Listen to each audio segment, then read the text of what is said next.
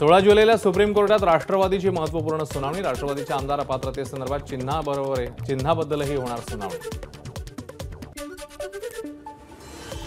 शिवसेना पक्ष आणि चिन्हाबाबतच्या ठाकरे गटाच्या याचिकेवर 15 जुलैला सुनावणी।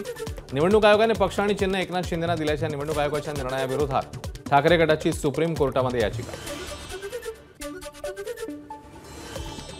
ओबीसी आरक्षणाबाबत सोमवारी सर्वपक्षीय नेत्यांची सह्याद्री अतिथीगृहावर बैठक। भुजबळ, शरद पवार, उद्धव ठाकरे, राज ठाकरे, नाना पटोलेंसह 45 नेत्यांना बैठकीचं निमंत्रण। पुढची लोकसभा निवडणूक बारामतीतून लढणार। राष्ट्रीय समाज पक्षाचे अध्यक्ष महादेव जानकर यांची घोषणा। बच्चू कडूंनी तिसऱ्या आघाडीचं निमंत्रण दिलंय। येत्या विधानसभा निवडणुकीसाठी तिसरी आघाडी स्थापन करणार, रविकांत तुपकरांचं वक्तव्य। बुलढाणा जिल्ह्यातल्या सर्व विधानसभा मतदारसंघात उमेदवार उभे करणार। हे सर्व उमेदवार शेतकरी असतील, रविकांत तुपकर यांची घोषणा। उद्यापासून विधानसभेची तयारी सुरू करणार। दुधाला आणि कांद्याला योग्य भाव मिळावा या मागणीकरता निलेश लंकेंच्या नेतृत्वाखालच्या आंदोलनाचा आजचा दुसरा दिवस। अहमदनगर जिल्हाधिकारी कार्यालयासमोर लंकेंचं आंदोलन। लंकेंच्या आंदोलनात पत्नी राणी लंके यांचाही सहभाग। जोपर्यंत जिल्हाधिकारी आंदोलनस्थळी येऊन शेतकऱ्यांची भूमिका समजून घेत नाहीत तोपर्यंत आंदोलन सुरूच ठेवणार, लंकेंचा इशारा। अहमदनगरमध्ये सुरू असलेल्या लंकेंच्या आंदोलनाला शेतकरी नेते अजित नवलेंनी दिली भेट।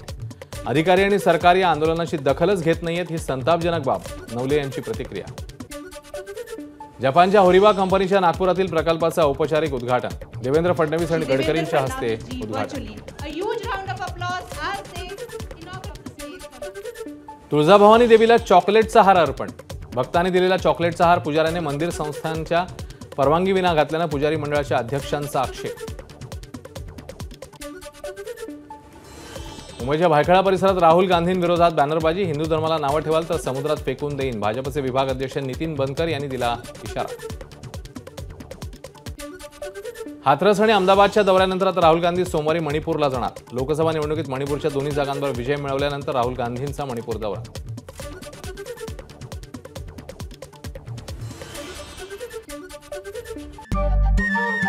नमस्कार। मन सुद्धा तुझं। ही एबीपी माझावरची वेगळीच मालिका खूप गाजली। हिचा दुसरा सीझन केव्हा येणार अशी अनेकदा विचारणाही झाली, पण आता प्रतीक्षा संपली। लवकरच येतोय सीझन 2। मन सुद्धा तुझं। होई मन सुद्धा तुझं।